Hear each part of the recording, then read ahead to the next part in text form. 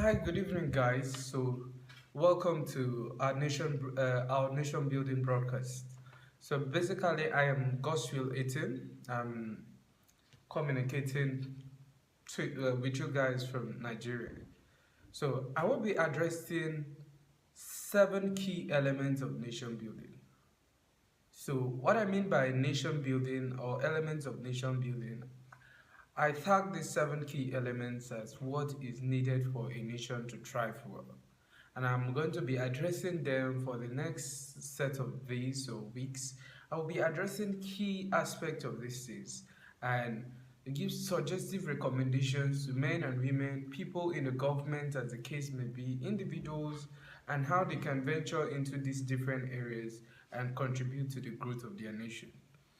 So we have 7 on the list here, with which I'm actually working on a book that I would be bringing to limelight pretty soon from now. 7 of these key elements with which I believe every nation should hold or have a firm grasp of it in order to, advance outrightly well is what I call 7 pillars of nation building. One of those key areas, especially, I'm speaking in the context of Africa as it is now, I think this is also applicable globally. One of the key things with which I believe every nation should address quite well is the issue of commerce and business. So we need to have commerce and business as one of the pillars. Another is the issue of this in agriculture, mineral resource, agriculture, mineral resource, natural resource, and water resource. And then the next key element on my list is the aspect of education. Education should be prioritized in every nation.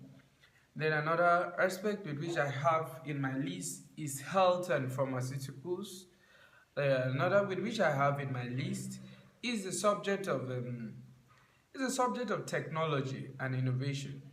Another aspect with which I have on my list here is the subject of diplomacy and policy making. And then lastly, what I have in my list is what I tag as emergency or urgency control measures, as the case may be. But for tonight, I'm going to be addressing one of those key areas. I'm going to be talking about the agricultural aspect of it. Now, we need to reason or look into these things together. What stops a nation that is so great and mighty with so much of arable lands not to have enough food resources for its people? And nations that have access to a lot of resources, maybe perhaps mineral resources as the case may be, and they have enough arable lands with which crops could be planted well enough such that it could feed the nation twice. It could feed the nation multiple times, but yet such countries are still striving. They are still finding it difficult to feed their population, probably because the country has misprioritized the element of what is needed for advancement.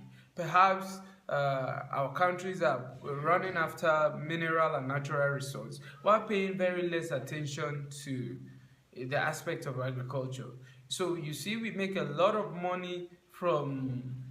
so much of money from oil or from diamond, but yet we spend so much of what we make out of oil and diamond on buying food. Buying what type of food? Buying food, processed food for that matter,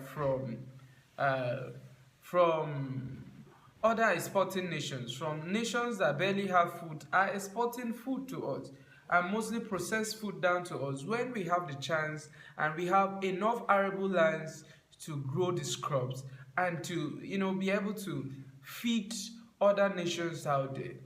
So primarily, I'm making this video. I am calling on to nation builders across the world. I'm calling on to my fellow Africans across different part of the world that let's work together and let's see those within the agricultural sectors. We should not just be going to school, or we should not just probably be doing our own agricultural stuff and be pursuing profits only. We should those of us who are experts, or those of our brothers who are experts in the field of agriculture, they should go beyond sorting out for profit, but they should develop strategies, what we need for food sufficiencies of their nations, not just their nations. The prototype of whatever you bring or whatever you build could help solve the problems of Africa as a whole. If that prototype or if that working solution could work in Uganda, it could be well implemented in Nigeria or implemented in a different part in Nairobi or Nairobi, that's Kenya, as the case may be. So we need to come up together. We need to build credible solutions to do this. Then how can we do this, as the case may be? So in a context in which you are an agriculturist and you're thinking, how can I influence the agricultural landscape of my country? How can I help my country invest so much in agriculture? And okay, look at me here. I'm just a recent graduate of agriculture and I don't know so much about what to do or how I could do it, as the case may be. And nobody, focuses attention. Nobody would ever believe in my solution, as the case may be. But no, what I believe we could do, just as I am doing it myself currently, is to propose or come up with a technique on what you believe could help solve this problem. Okay, let's say we are having the issues of food. I think food is an issue in every African country, as the case may be, even in food producing nations. So you here, you're a young graduate, you're someone who wants to actively contribute to how the economy can grow or how the economy can advance. You can begin in a very simple step. What you could do is, first of all, go back. Restudy the trends of agriculture, generally in Africa as a whole, and in your country to be precise. Find out some of the food crops or some of the things that could easily be grown, and find out the challenges that people are having, as the case may be. Do in-depth research, read in-depthly about things regarding agriculture in your country, as the case may be. Go in-depthly into it, make researches, speak with experts, as the case may be. Find out from local farmers what is happening, as the case may be. Do this in-depth research.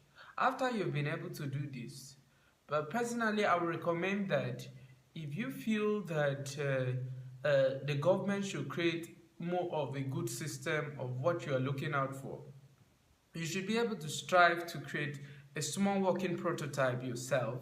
A working prototype, as the case may be. Okay, you are thinking or you believe that, okay, if the government should invest more on farmlands and invest more on livestock, it could make a tremendous change.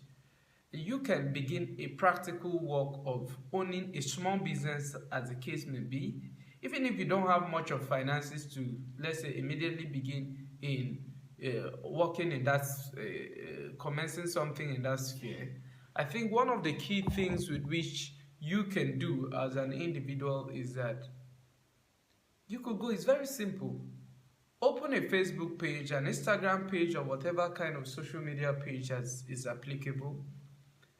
Begin posting content towards that direction. Your content or whatever you're posting should not be a content that is targeting the government or telling the government, oh, you are not doing a lot of, you are not doing this, you are not doing that, as the case may be. Tell the government this is what you have identified as a problem and give them a suggestive solution. Create seminars, create conferences as with regards to this. Begin posting, begin making, and then the internet or the world of the internet is a limitless world. Have conferences with like-minded individuals, both within your country and outside your country. And before you know, you are on a step of creating a platform for yourself with which you can address the government. Get yourself involved in local activities that your local government or your government is trying to do in order to promote this aspect of interest that you have. Comments, use the knowledge and the skills and the findings with which you've had, and take it out there to the government. Give it to the government. Not just give it to the government, work with local communities in helping them raise finances, as the case may be, in order to begin something that solves the problem with which you intend to solve. And before you know, that little social media page or that little social media community with which you started would give you a voice with which, even if the government is not listening to you, the people would listen to you. The people would start seeing sense in some of the things you're trying to say. And before you know, you have that voice with which you feel that you've never had. So I just hope that in our subsequent and continuous episode of doing this, we'll be able to explore and we'll be able to talk about a lot of stuff. So today, I would end my podcast at this very point in time to tell you that, by telling you that no matter how bad the continent is, no matter how bad we take our nations to be, that there is always something that we can do that can move a tiny inch of that can move us a tiny inch closer to the destination or the vision with which we want to see. And let's begin that step. Let's be the initiators of this change that we are looking out for. So thank you guys, and it's a pleasure meeting you guys. And continuously, I will be preaching this, I will be preaching this, I will be telling this, and I would be implementing this myself. So, and the Alkebulan Academy of Nation Building is exactly out here to groom minds and to collaborate with individuals in order to create this advancement and these changes with which we seek within our nations. Thank you very much, and it's a pleasure being with you guys. Thank you. Good night.